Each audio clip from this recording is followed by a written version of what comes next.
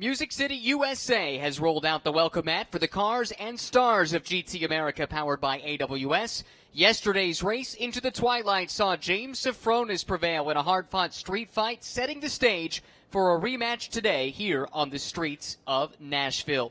Hello, everyone. My name is Ryan Marine. Kyle Heyer is alongside. Amanda Busick is down in the pit lane. It is a pleasure to have your company for the 8th round of the championship. It is a hot one. Temperatures approaching 50 degrees Celsius, nearly 90 degrees Fahrenheit, humidity right around the 50% mark as well.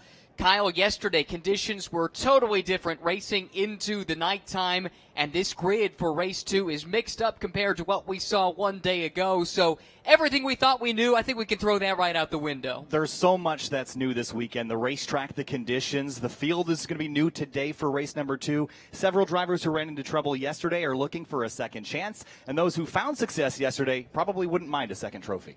Well, we'll take a look at exactly who will be fighting for that second trophy here in a moment. But it was dramatic, wasn't it, Kyle, with James Safronis prevailing. He was the pole sitter, but it took some misfortune for Brett Curtis for James to end up at the point and in contention to win. Yeah, Safronis did not lead most laps yesterday, but he was leading at the time when the checkered flew, which is all you need to be doing. It was Brett Curtis that made a mistake at the exit of turn number 8, spun the rear tires up, got into the fence. That car has been repaired, and it is ready to race today from pole.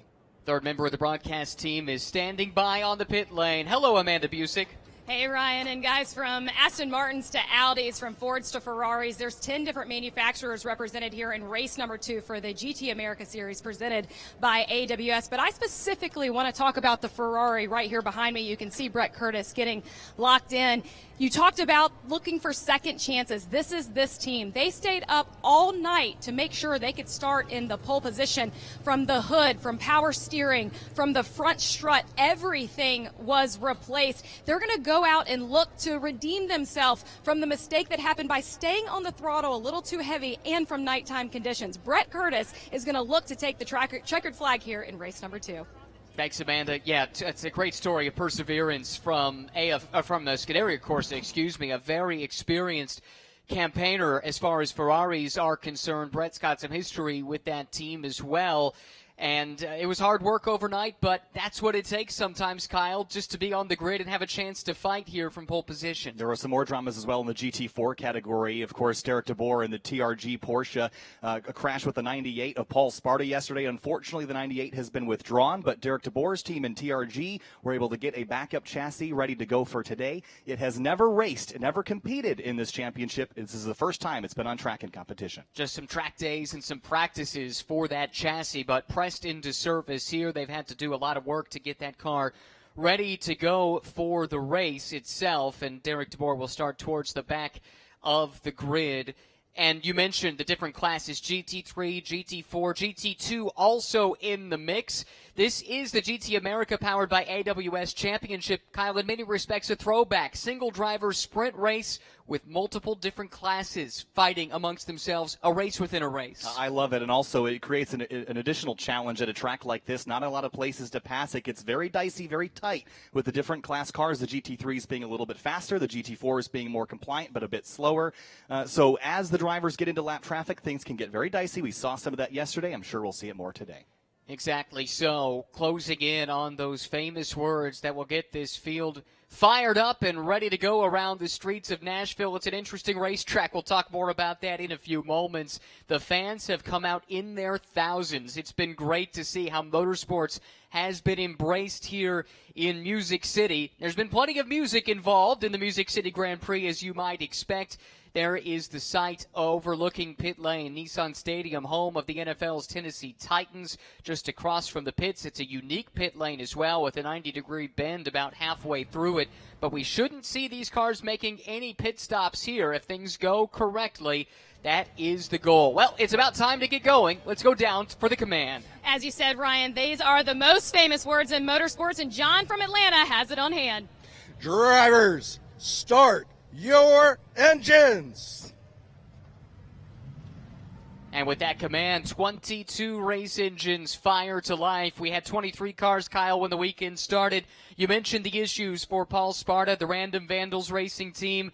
contact earlier in the weekend. They repaired that, raced yesterday. Ultimately, too much damage to be able to go today, so we're down to the 22, but that's still plenty. As we've seen, this track is treacherous, it is challenging, and it puts on a good race. Yeah, it's just about 2.2 miles here, Ryan, 11 corners, and it's got that, of course, the Korean War Veterans Memorial Bridge, 1,660 feet long. That's the defining characteristic, but at either end, two very tight sections, Ryan. That's right. So turns 4 through 8 on the other side of the bridge. That's in downtown Nashville proper across the Cumberland River, and then they come back over that bridge for the second time into a sequence of 90-degree left-hand corners, turn 9, 10, 11, and then into turn number 1 once again to start up the lap for the second time. And all of those sections on either side of the bridge are incredibly tight, and they are very narrow as well. It will make for a serious challenge for these GT3, GT4, and GT2 cars and the drivers behind the wheel. Let's meet the field that will take the green flag here in a moment. Starting on pole, courtesy of a fast lap in yesterday's race, that will be Brett Curtis. Just his second start of the season. Charlie Luck alongside the current points leader. James Safronis and Jason Daskalos make up row number 2. Behind them, Jeff Burton, yesterday's Masters class winner, will start 5th with Jason Harward 6th. Elias Sabo in the single GT2 entry in the field this weekend. He'll have stablemate Kyle Washington alongside, both from GMG Racing. Row 5 is made up of George Kurtz and CJ Moses, a pair of DXDT Racing drivers, both in Mercedes-AMG GT3 entries. Their teammate and team owner, David Askew, had a grid penalty. He'll be starting a ways back at the back of the GT3 field, on our grids at least, set to roll off in the 18th overall starting position. In the GT4 category on pole, it's going to be Chris Cagnazzi alongside Thomas Surgeon, who led early yesterday, ran wide in turn number 9, finished second. He's going to start on the front row again for race number 2. Alex Welch and Mark Brumman share that second row. Row 3, Rob Holland and Adam Adelson. Row 4, points leader coming into the weekend, Sean Quinlan and Jason Bell. Row 5, Matt Forbush in the Toyota Supra. Gray Newell rolls off alongside him in the Aston Martin. Derek DeBoer lines up at the tail end of the field in that brand new car that we mentioned earlier, Ryan. Untested, unproven, but it should be just as fast as the one he had yesterday. Well, the good news is he's got the mind of the Racers Group, TRG, Kevin Buckler's operation behind him, so that should help to get that Porsche up to speed. Speaking of Porsches, earlier today, Amanda had a chance to catch up with Charlie Luck, the points leader ahead of today's race. Charlie Luck will start from the first row here in race number 2. And Charlie, you are the points leader, but the biggest thing on your mind right now is this start. What strategy are you going to use as you try to battle for position? Yeah, so it's really interesting. Leading the points is our number 1 goal to the end of the year. And so we have 2 players today, basically both Safronis and Curtis, that are not in the points run. They've done a very few races this year. So, you know, part of racing is knowing when to push and when not to. So what you can't do here is take, I would say, high-risk moves, unless you're right at the end and unless, I'd say, reward is really high. So we're absolutely going to try to get the jump on the start. And obviously Curtis in the Ferrari next to me is going to try to do the same thing. And then you never can plan how to go through turn 1 because there's so many variables around braking, around traction, around what other people do. So you've got to have this sort of 360-degree sort of vision of what's going on around you and where the hole is inside of you. I'm going to be on the outside, so we're going into the corner. If Curtis jumps me, he's going to be on the inside, and Safronis is going to be tucked in right behind him. So I've got to try to squeeze those guys a little bit without tearing anybody up. And see if I can get them to brake check so I can get in if I need to get them behind the Ferrari, and if not, behind Safronis. So yeah, the best one is for me to jump him and go in there in P1. Really insightful comments from Charlie Luck, who will roll off on the outside of the front row. The field on the formation laps, 2 of them on schedule here on the streets of Nashville, and the initial race start will take place on the bridge going the other direction from what we're seeing here to hopefully get a nice clean start to this race. But back to Charlie's comments, Kyle, really interesting to hear him plan out the strategy as much as you can, and crucially, that risk versus reward quotient, that's what it's all about. We talked about that yesterday, the risk versus reward here. There is no extension to track limits here. If you find a wall, it's not going to be very far from where the racing line is, and a lot of drivers have discovered that. So the risk versus reward component, of course, You can put it all on the line, but sometimes it's not going to pay off. Can you put the car right on that edge? If you can, you're going to win. If you step over it an inch, it could be game over. Talked a lot yesterday about some of the veterans of street course racing. Everyone now at least has one street course race under their belts. For several of these drivers, this was the very first street course they had encountered. It's a unique one, no doubt about that. But what can 24 hours do with that experience and the chance now to sleep on it do for the perspective of some of these guys that are taking to a street course for the first time this weekend? I think you'd get braver or more confident or a combination of both. We talked yesterday about the risk of turn 1, or I guess turn 9 in this case, on the initial start of the race. Clean through the first lap last time through in race 1 yesterday. Today, though, a little bit more confidence. I'm not so sure that everyone's going to go down there and get out the other side clean, but we're going to hope for that. Well, a little extra bravery, that might be dangerous. Sure. And we know some of the teams have been talking to their drivers about exactly that, trying to keep the long game in mind. It's an interesting mix as well when we talk about multi-class racing on a street course, because the performance level of a GT3 car, even a GT2 car relative to GT4, is much higher. You can see the clock has already begun because we're on that extra portion, the extra half lap, so to speak, before we take the green coming back towards turn number 9. The pace car has already taken off ahead and left the field in the hands of the pole sitter, Brett Curtis. But that said, there are portions of this track where the performance advantages of the faster classes basically are nullified because the track is so tight and narrow. That's right. The GT3 cars have a lot more downforce than the GT4 cars. Now, the problem is downforce works a lot better at high speed.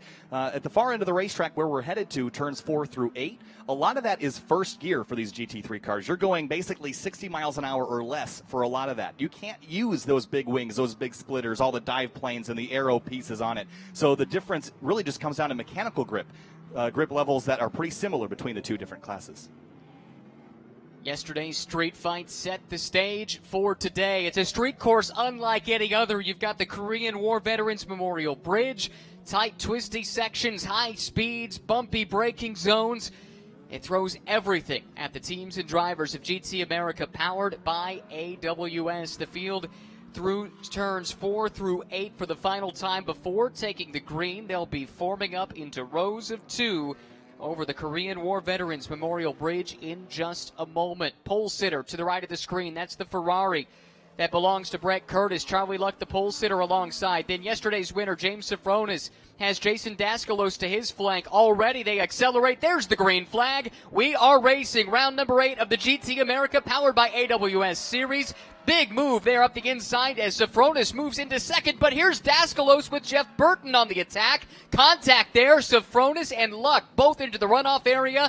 That will be costly for our championship leader, who's now effectively at the back of the field. Pandemonium in the first corner, and this is what we talked about on the pace lap, is the risk versus reward. Too much risk there, not enough reward. Curtis gets away free. Safronis, though, perhaps a favorite in this race, down deep behind the rest of the GT4 field early. It's going to be a long drive to get back to the front here, Ryan. Jeff Burton was the instigator there, very aggressive in the braking zone. He got it done, but it was 4 wide the first time they're into turn 9. Somehow, though, everyone continues on, albeit a bit waylaid in the case of Safronis and Luck.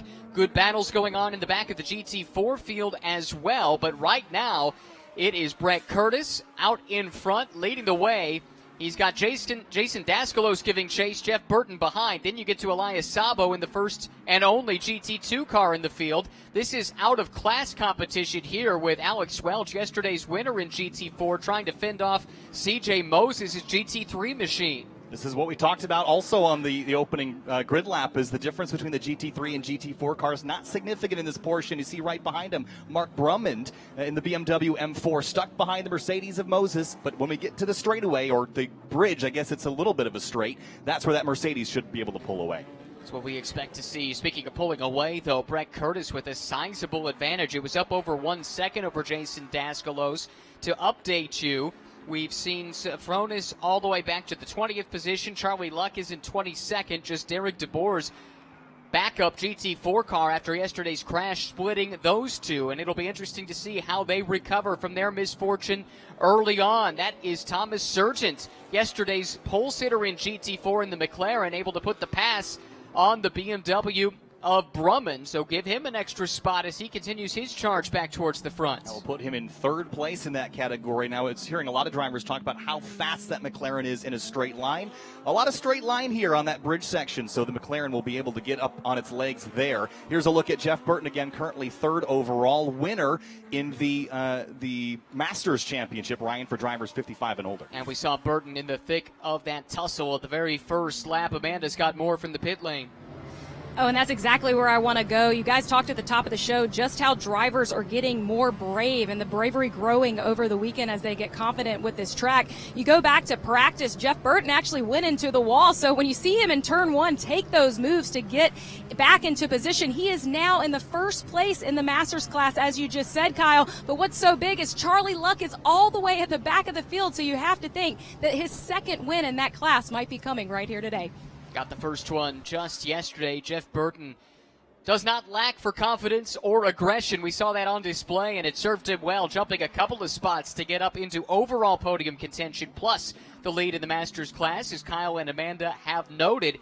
Interesting here that Jason Daskalos has been closing in somewhat on. Oh, man. Oh, boy, that is a big hit. I think that's the GT2 spec Audi, Elias Sabo. Indeed it is. Wow. That will bring out a full course yellow. That was a massive hit. You see the wheels ripped off of the right side of the car. And usually those are tethered on pretty tight. There you see it, full course yellow for the first time here. That car is used up. Yesterday was the North American debut for the Audi R8 LMS GT2. Second race does not go quite as well as it did yesterday, suffice it to say. No, and a lot of drivers were talking about coming down off of the bridge in both directions, the bumps, how rough and violent it is coming off of the bridge back onto the solid ground. A pretty violent situation, and that stresses suspension components and all sorts of things there, Ryan. It can also be a handful, especially for the GT2 car, which has a lot more power and a lot less downforce than its GT3 counterparts. Elias is a veteran. He's been running GT4 spec Audis over the last couple of years. He has some experience in McLarens as well, going back before that, some Porsches in his past too, but has stepped up to GT2 here for this season. Unfortunately, his race not going according to plan. Here's Chris Cagnazzi, number 39 car from Rintec. Guy who has been coming along strong over the course of this weekend, Kyle. Yeah, he's got John Miller down there helping him out this weekend as well. I talked to both of them extensively yesterday, and it sounds like for next year the plans are the same, trying to figure out how the schedule is going to look, and they're going to continue to contend with this GT4 Mercedes AMG. You see now Elias climbing out of that car. That's great to see. And, of course, the safety structures of these cars, Ryan, built very, very well. And at a speed like that, like we're about to see, I'm glad to see him climb out of that car. Replay here, and he's already around. Boy, that is a huge impact, Kyle, right into one of those massive concrete barriers. You saw them give, and they're designed to do that. That helps cushion the blow. But to give you an idea of how much force this is, Kyle, these are really heavy concrete barriers. Each barrier is 9,400 pounds. There are about 2,000 of them here. But to move 9,400 pounds of concrete back 3 or 4 feet, that just gives you an idea of how much force is involved in a collision like that. And that is phenomenal to see Elias climb out of that. That is a pretty scary impact there at high speed. You can see there how the concrete barriers give.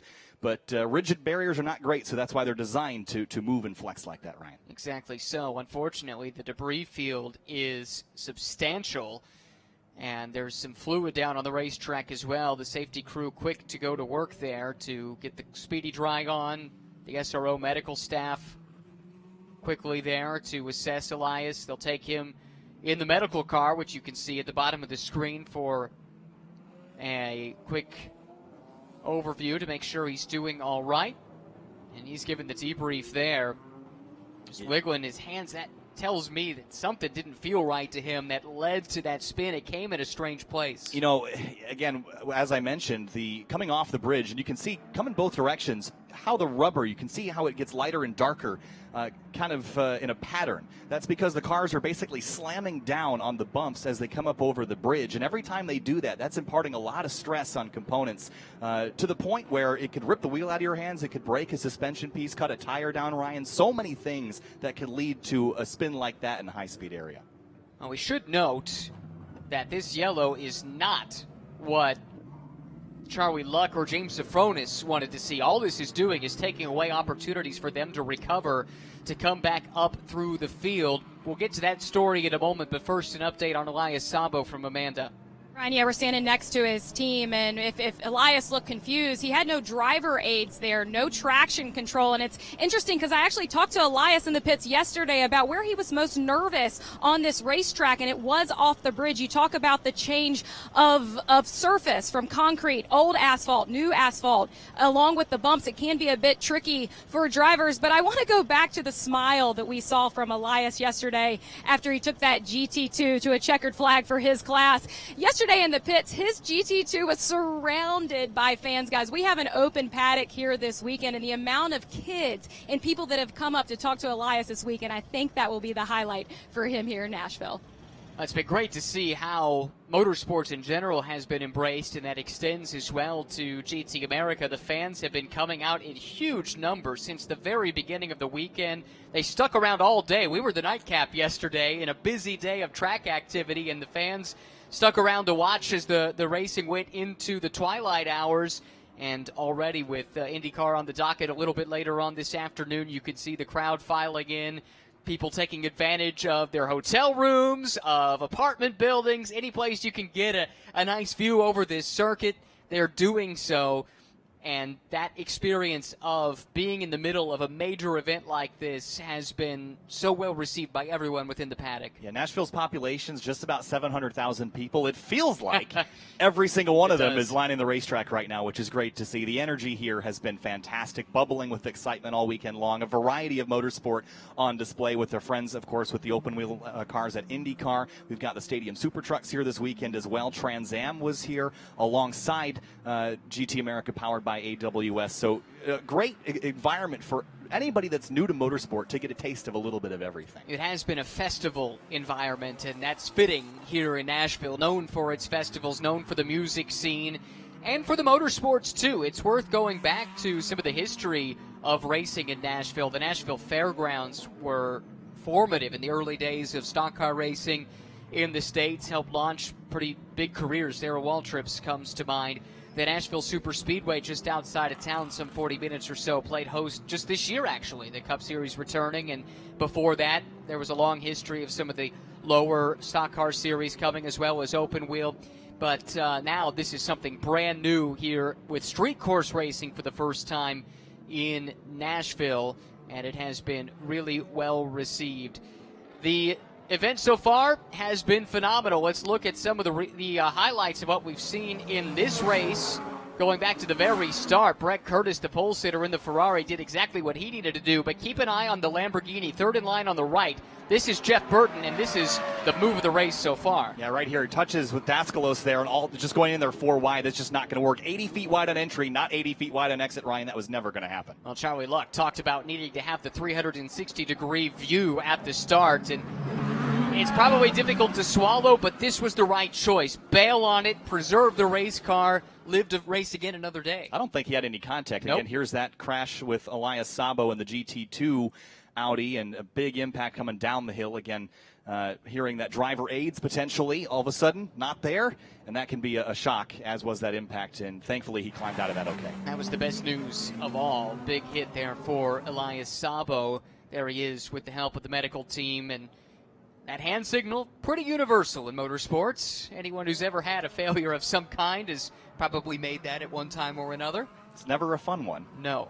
You wanted to be doing the race car hands after the race, after you won, and you tell everybody how you did the pass. That's right. That's the ideal bit of charades, motorsports charades done after the fact. So back to the storylines, though, and how this is playing out.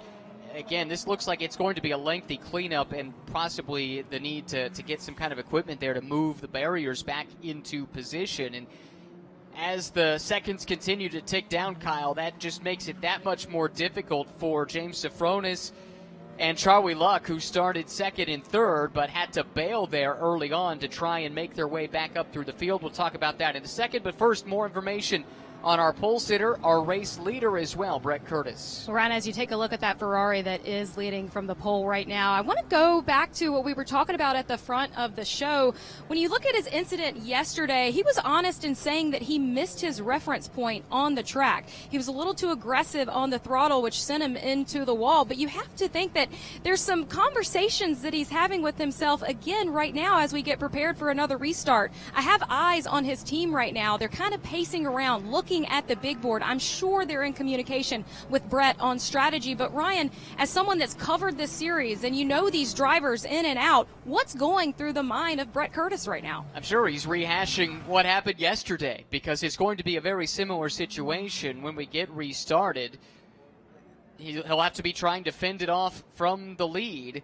And that's where things went awry yesterday, Kyle. Life's all about second chances, Ryan. You get another chance to do it. He's in the same spot he was yesterday. Different driver behind him now. But one thing I wanted to go back to briefly is Jason Daskalos in the Audi R8 LMS, same car that Sofronis was in yesterday. And I noticed how good that car was through 4 through 8. Sofronis said his car is fantastic through that section as well. I was going to make the same point. In fact, just before the crash, I noticed the same thing, that it is the same Audi R8 LMS Ultra, which is the older generation GT3 car, and that is one of the things that GT America brings to the table. It's targeted at the bronze driver. It is targeted for some of the different types of cars, GT3, GT4, and GT2, but this older generation GT3 car, hard to find a place for it to race competitively in a pro environment these days. This provides that chance, and a lot of these cars, they're in hands, they're being used, and many of their owners would like to race them. That's what's brought Jason Daskalos back to the series. And I love that as well. I mean, we got these older GT3 cars here. We're running on an old school style street course. I mentioned yesterday how a lot of American road racing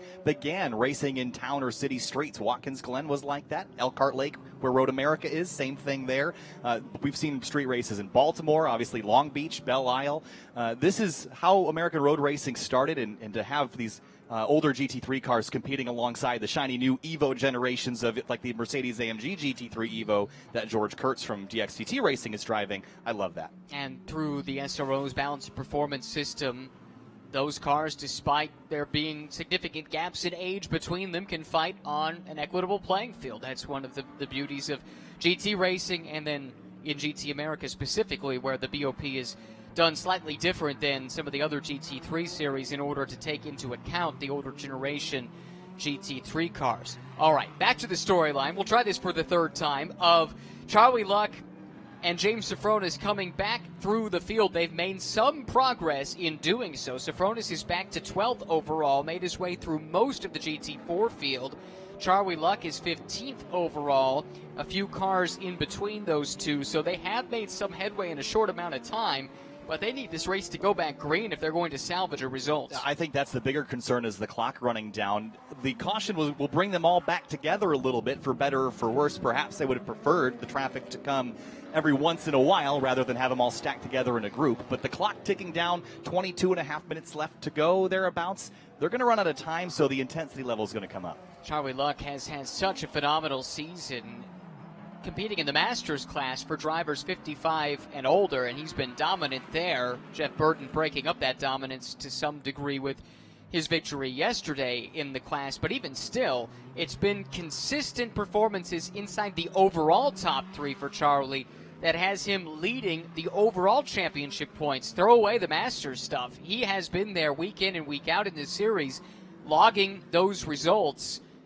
This would be a pretty big hit, but as he pointed out in that interview with the Open, a lot of the drivers that are featuring towards the front this weekend are not drivers that are running a full season. So James Sofronis, who had the win yesterday, that's one example. Brett Curtis as well. This is his season debut here this weekend, so that might help soften the blow a little bit. For sure, and just for the fans at home, the gold on the ticker, that is the GT3 overall championship drivers. The red is the Masters class drivers, of course, Burton, Askew, and Charlie Luck. Then the gray background numbers, those are the GT4 cars, of which Cagnazzi and Welch are the current leaders. Thomas Surgeon running in third behind them.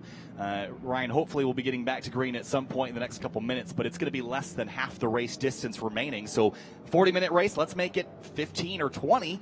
that's going to ramp things up even more so. I'll tell you what, though, I'm starting to see the drivers weaving back and forth more and more aggressively than we have over the past few laps behind the safety car. That tells me that maybe we're getting that much closer as Chris Cagnazzi continues to lead the GT4 field. He runs currently in the 8th position overall. That's that Mercedes on the screen right there. He's got yesterday's winner in that class, Alex Welch, right behind, and possibly the fastest car in GT4 this weekend has been the McLaren, just behind the gunmetal gray car of Thomas Sargent, who had a couple of mistakes yesterday, but otherwise looked primed to have a very, very good result. You talked to him earlier today, and he's starting to get his head around this street course. You know, one of the things he was telling me about is how street car-like this McLaren 570S GT4 is.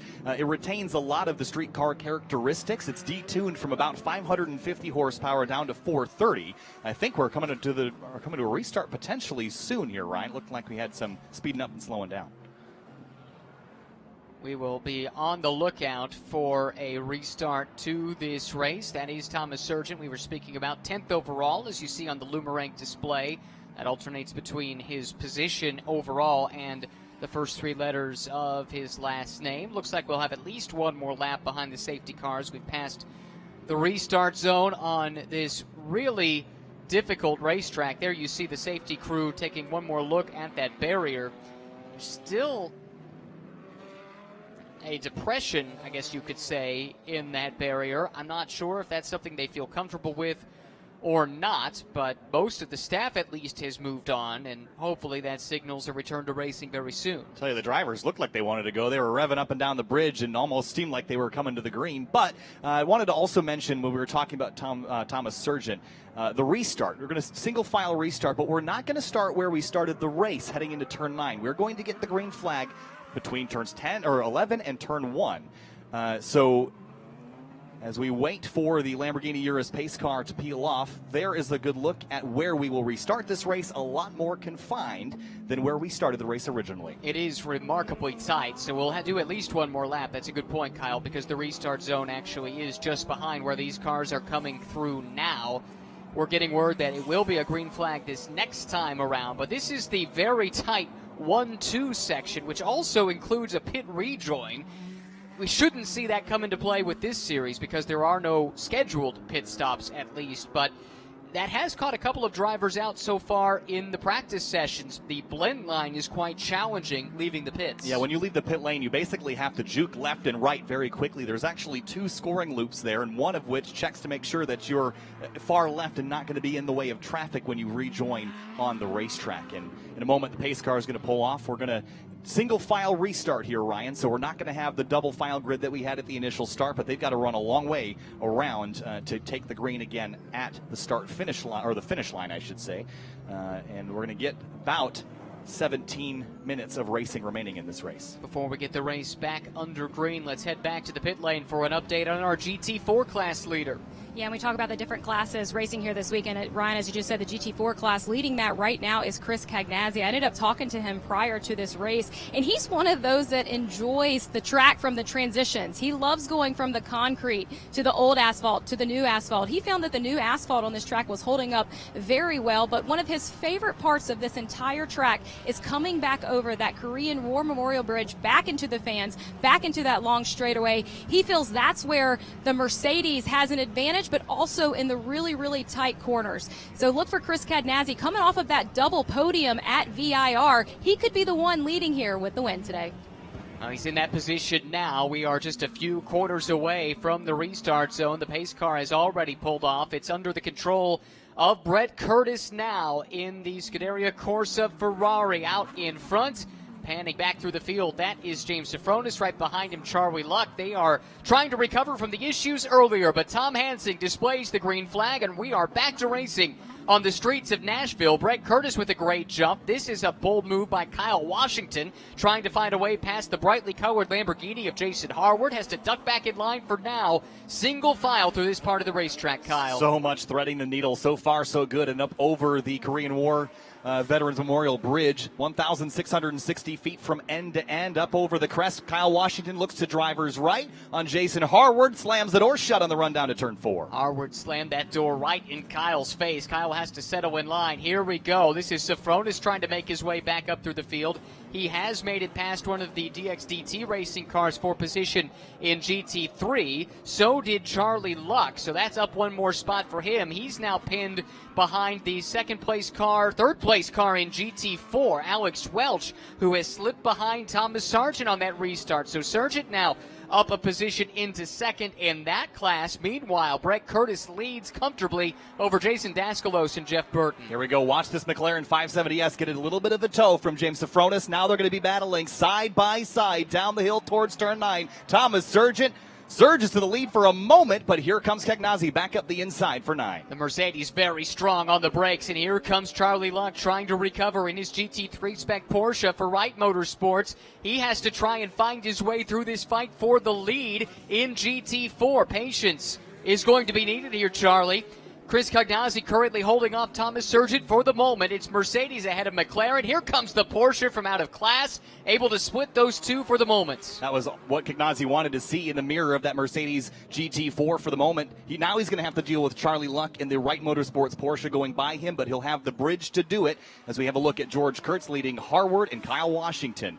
Right now for 4th, 5th, and 6th overall. Been a nice charge through the field for George Kurtz, who struggled yesterday. He has a tendency of having great runs on Sunday after struggles on Saturday. That's been the theme all season long. Luck has now been able to make his way through the GT4 traffic, and he sets off in pursuit of James Safronis. But here is George Kurtz, currently 4th overall in his CrowdStrike Mercedes-AMG GT3 Evo for DXDT Racing. Yeah, they were chasing a lot of traction control and ABS settings to deal with a lot of the bumps and bruises around this circuit, but George Kurtz and that CrowdStrike Mercedes team, they got that thing dialed in, and it has just been progressive progress all week long. Here's the fight, Ferrari versus Audi. It's a reprise of what we saw yesterday, although it's a different Audi running second with Jason Daskalos playing the role that James Safronis was cast in just one day ago. This is Safronis in the orange and blue GMG Racing Audi. He's trying to find a way past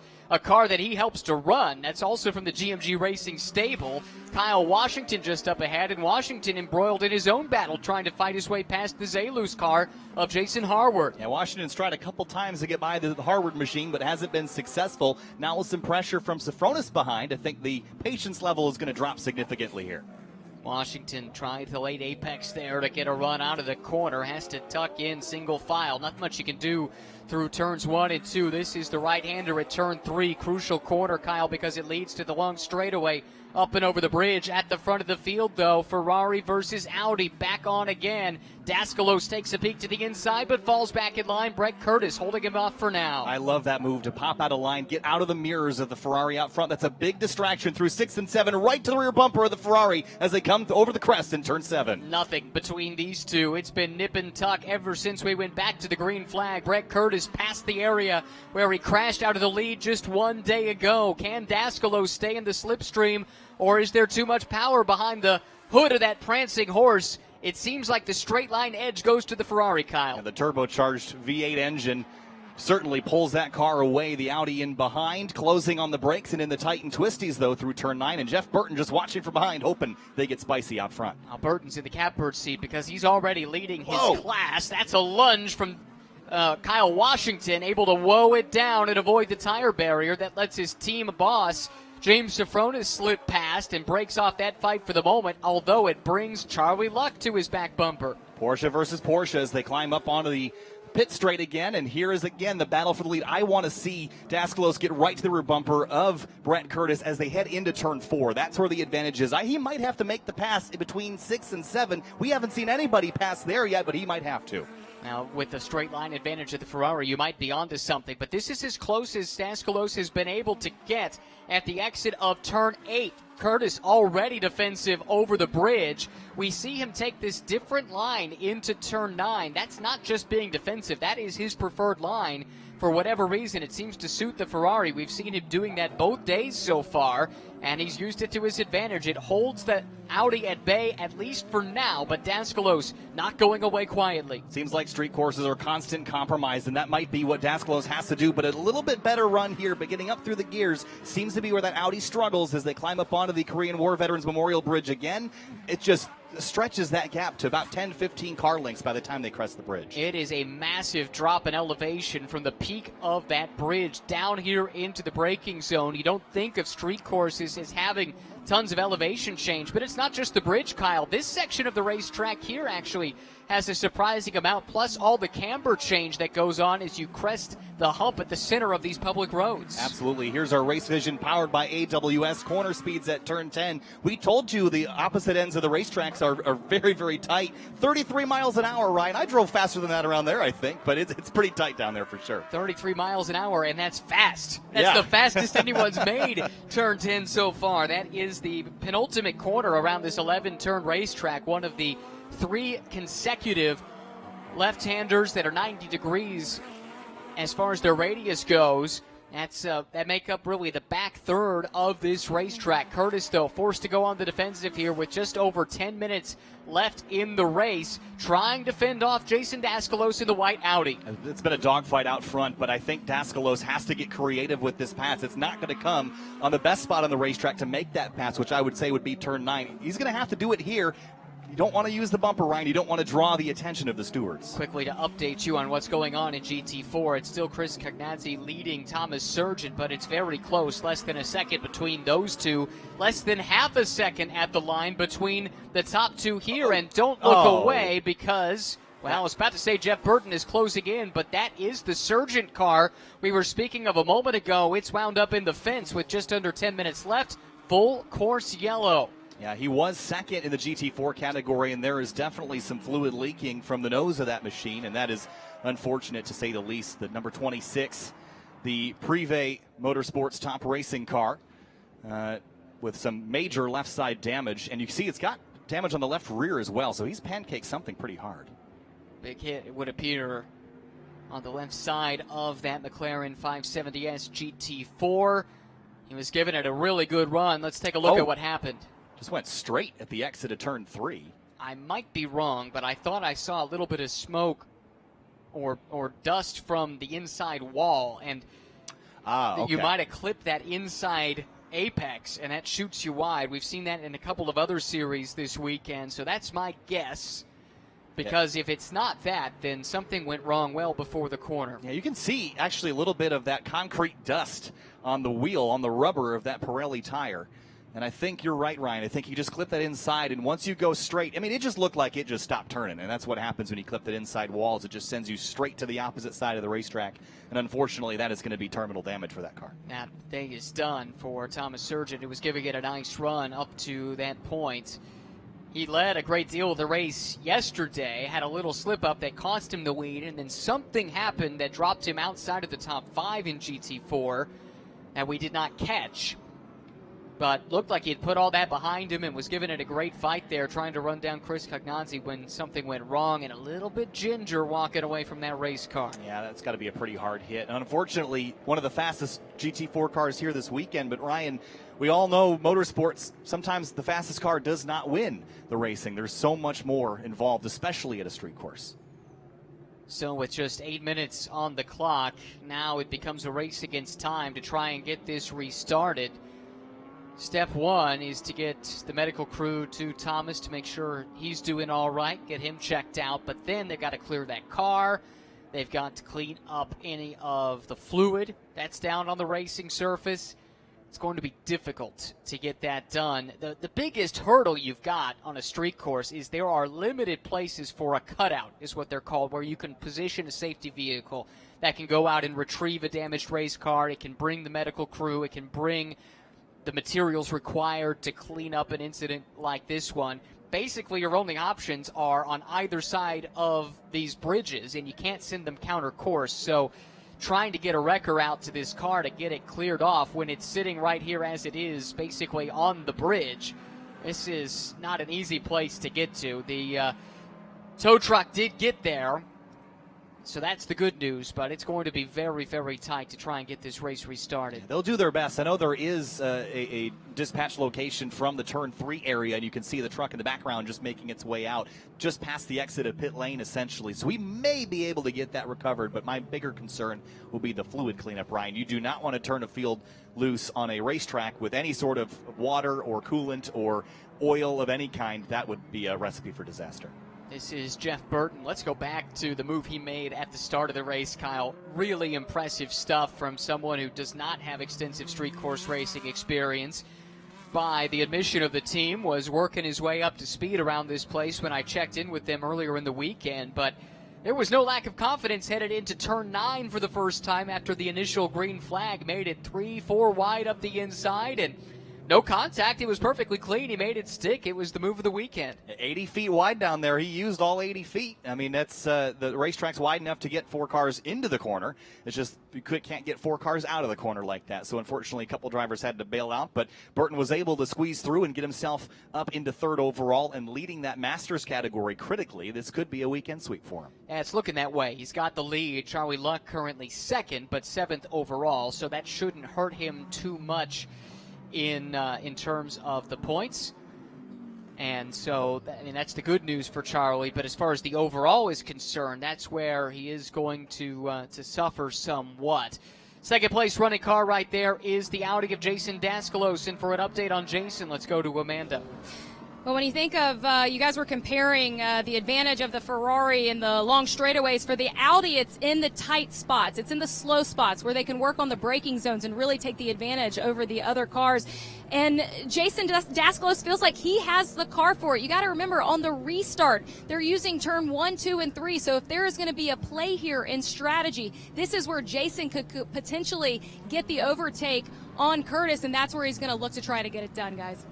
If we go back to green, you're exactly right. That's the place to do it. This is Charlie Luck, as mentioned, 7th overall. That will hurt him in the points, but he does have the Crown Strike fastest lap of the race, a 1:30.928. That's impressive because he's done that battling through traffic. Yeah, he had to pass a handful of GT4 cars and also some GT3 cars as well, and he did a great job. I mean, to have the ability to see what was coming down in turn 9 on the start and be able to turn away, make that decision, and avoid any crash damage, Ryan, that was more impressive to me than finishing on the podium. And that was amazing driving there. Yeah, he did a great job in that situation, no question about that. This Wright Motorsports team as well prepares a mean Porsche. They've got a lot of experience. They're racing simultaneously right now. They've got a race going on up in Elkhart Lake at Road America with another one of their Porsches. They've been doing some single-make Porsche racing up there this weekend, too, plus this program here.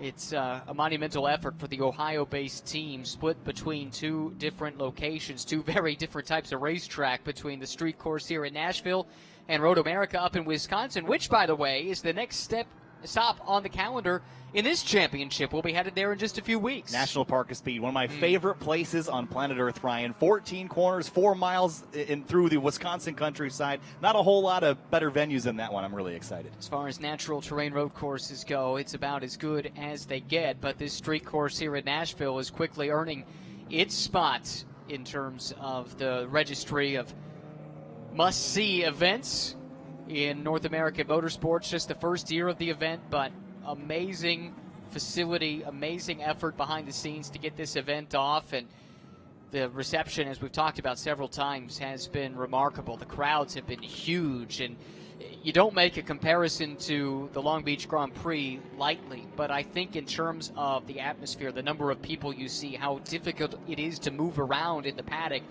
it is an apt comparison, and that speaks volumes to what Scott Porchetta and the rest of the Music City Grand Prix organizing committee have been able to do in the first year of this event. I've heard a lot of comparisons to other racetracks, the bumps of Sebring, the tightness of St. Pete, the atmosphere of, dare I say, Monaco or Macau, Ryan. There's so much happening here this weekend, and it's been such an exciting time. There's a good look at James Safronis, who is battled back from that same turn 9 incident that we saw at the initial start. And this was an event that as soon as it was announced, he wanted to be a part of it. He talked about that openly. He loves street course races, and he loves Nashville, so a perfect combination. Got the win yesterday in dramatic fashion after issues for Brett Curtis on a late race restart. But not going to get it done here. Nevertheless, kept the thing clean, and hopefully we'll see James at a future event before the season is up. I know he's got good memories of Road America. I believe that's where he made his pro racing debut. So if that is, that might be one where we might see James behind the wheel again. George Kurtz right there, fresh off of a top 10 run in class at the Total Energies 24 Hours of Spa in Belgium. And if you're looking for someone with a crazy travel schedule, this is the place to start, because not only did he run in Belgium last week, it's not like he went home in between. He went out to Las Vegas and did some supercars lapping on a special course they've got out there in Vegas. Did that for a couple of days before heading here to Nashville, plugging himself into a supercar of his own, this GT3 Spec Mercedes. And he's had a nice weekend. A bit rough yesterday, but a solid run into fourth overall, and third as far as the overall runners are concerned, although I guess that really doesn't matter because they're scoring relative to all the GT3 cars with points.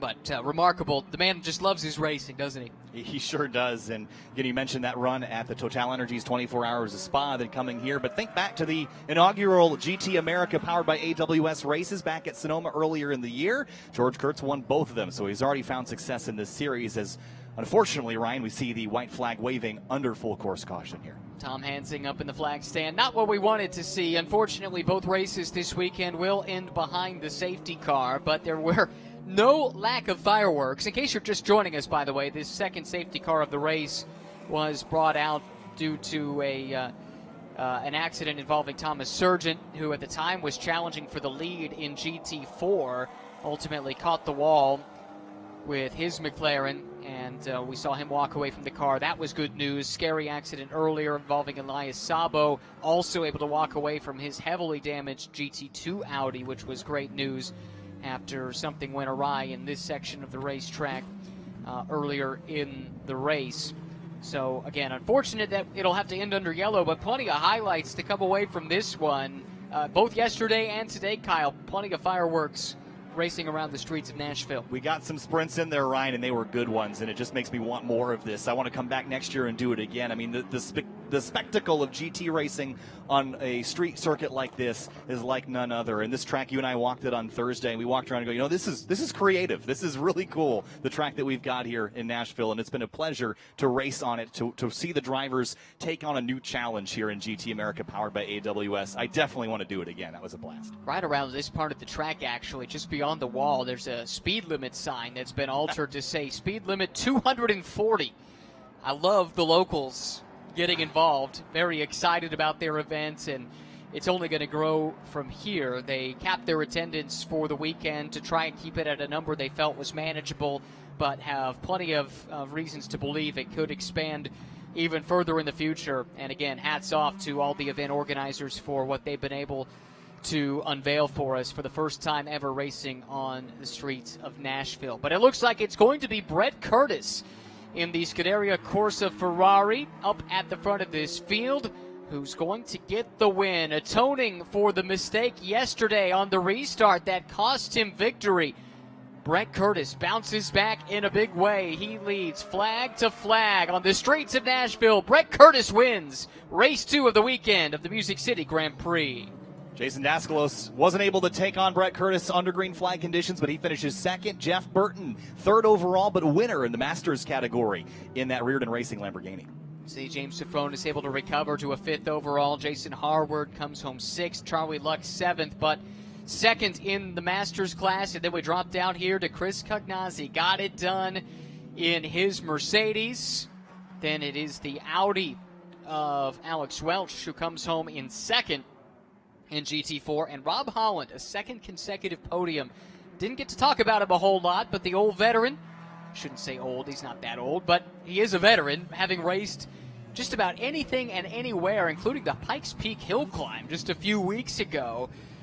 He's able to put together a solid run, which should be a nice boost for him in the championship, as he's finished ahead of the GT4 points leader, Sean Quinlan in both races so far this weekend. That's what he needed to position himself for a championship run. I believe it was a second yesterday and a third today, so a really good weekend for Rob Holland. I had a great time talking with him. There's so many drivers that I had such a pleasure chatting with, and even Elias Sabo, that persistent smile, the grin on his face. It's such a pleasure to chat with all these drivers. For my first round up here, to chat with them for the first time, and everyone's been so welcoming. And Chris Cagnazzi, chatted with him for a little while yesterday, was so excited to be here and so excited to be back next year with an additional program. So this is very exciting for Cagnazzi to get this victory. And Alex Welch, good weekend for him. First and a second, can't complain. No question about that. He'll take it, and that should tighten things up in the GT4 points battle as we get closer to the end of the season, heading next to Road America. And the full component of SRO America Championships will be there. Fanatec GT World Challenge America, powered by AWS. GT America, powered by AWS. Pirelli GT4 America, as well as TC America, powered by the Skip Barber Racing School. It's a busy, busy weekend, and I'm most excited about the fact that after a one-year hiatus, the parade of race cars into downtown Elkhart Lake is coming back. So if you're in the Midwest, if you're in driving distance of Road America and you're on the fence, it's a great venue, but this is something new that was started in 2019, modeling after what's done at Spa, where they bring many of the race cars into the town center and you get to mingle with the drivers, see the cars up close, and enjoy the hospitality, in this case of Elkhart Lake.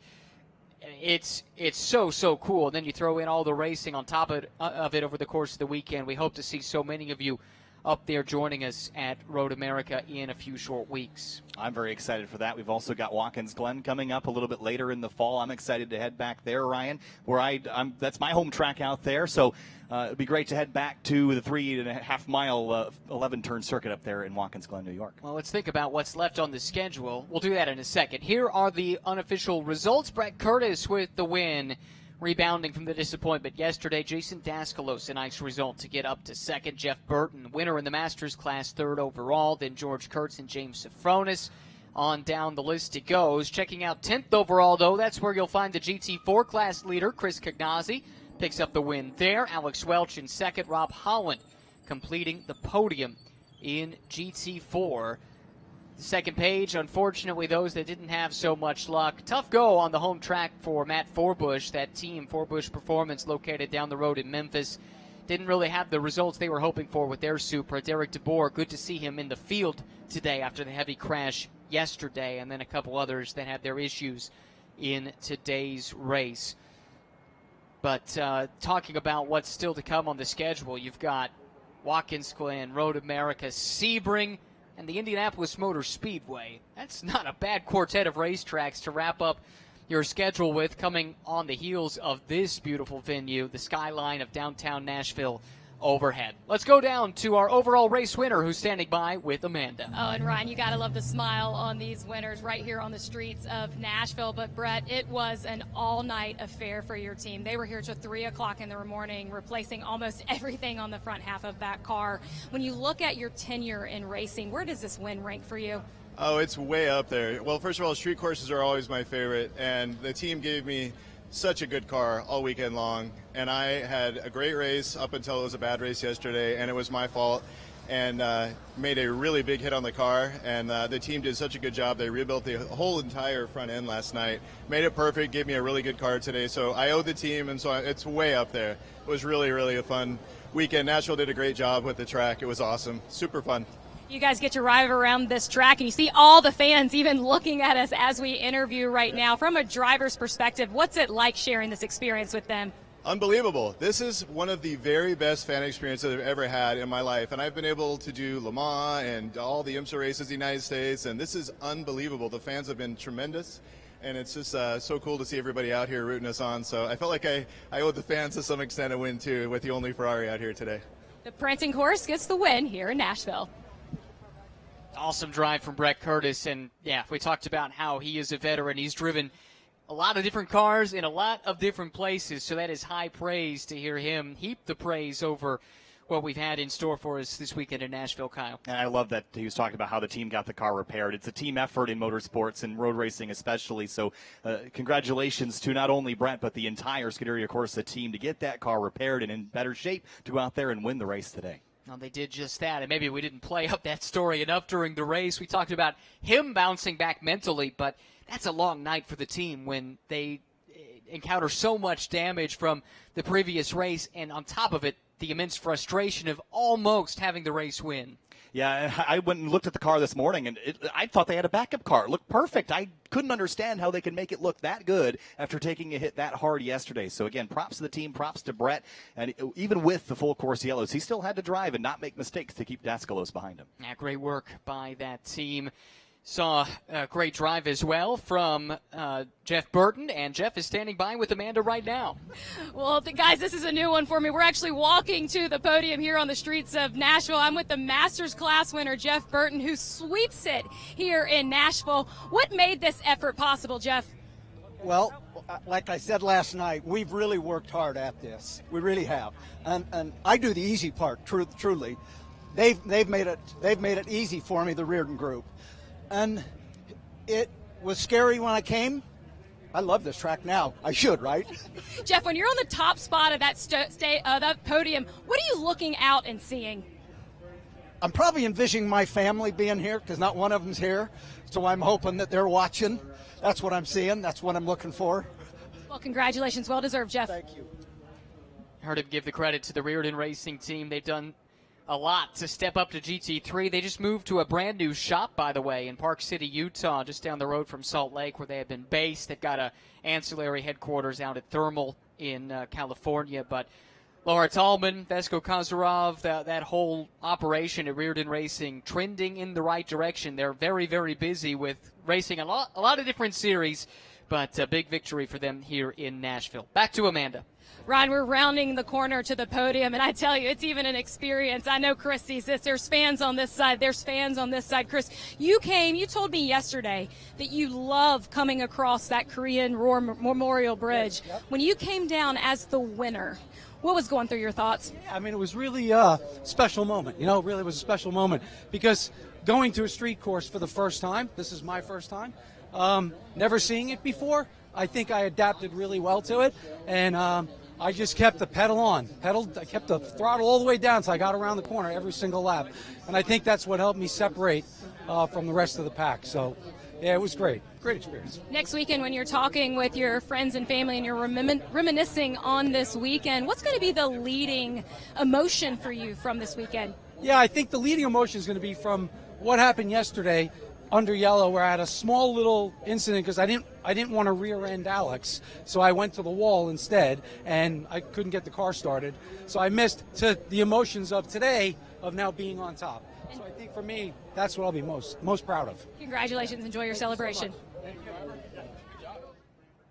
Great drive from Chris, who has taken to GT4 racing very nicely. Got a lot of experience in single-make Ferrari racing. You can see Rob Holland standing by there, the Motul uniform. He's talking with Alex Welch. That's your GT4 podium. Jason Daskalos coming into the picture as well. Handshakes all around. Everyone just thrilled to be here, and everyone who stands on the podium this weekend at a track like this, I'd say they earned it. I'm glad that they're shaking hands. I thought after a weekend here in Nashville, they'd all be trying to fight each other after the confines of the circuit. But great to see them all, hanging out and having fun and fist bumping and shaking hands. That's great to see here, Ryan.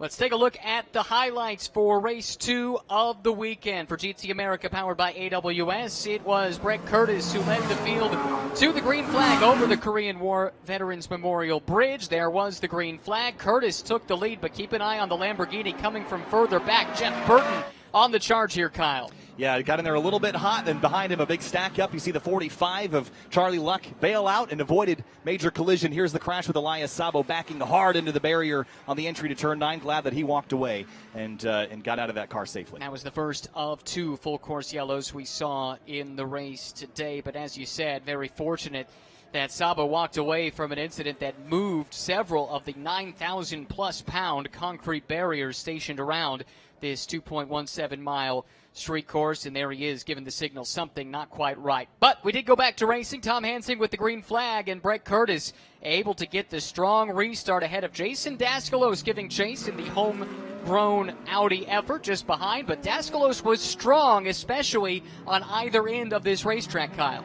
Yeah, definitely really good in the 4 through 8 complex, but couldn't quite have the power to get him at the end of the straightaway. Here is Thomas Sargent. The crash at the exit of turn 3 just clipped the apex wall, and unfortunately the battle for the lead ended in a crash. That was the fight for the GT4 lead. Unfortunately, we couldn't go back to green. The checkered flag fell for Brett Curtis on the streets of Nashville. We'll see you at the next round in Elkhart Lake.